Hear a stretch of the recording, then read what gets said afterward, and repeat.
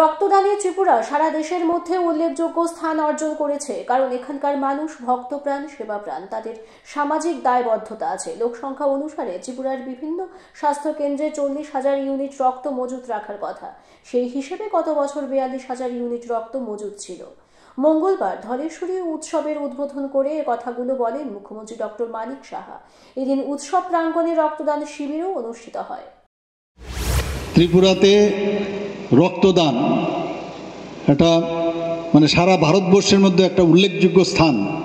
আমাদের এই ছোট রাজ্য হতে পারে, কিন্তু সেই স্থান আমরা দখল করেছি।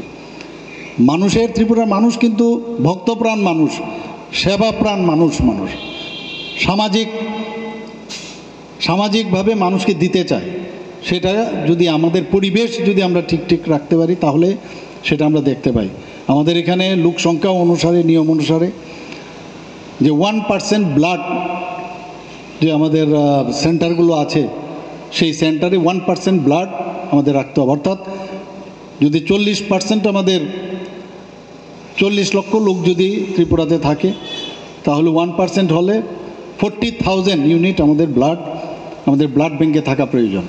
সেই অনুযায়ী গত আর্থিক বছরে 2022-23 আমরা দেখেছি, সেখানে প্রায় 42,000 আমাদের ব্লাড ইউনিট আমরা সংগ্রহ করতে পেরেছি।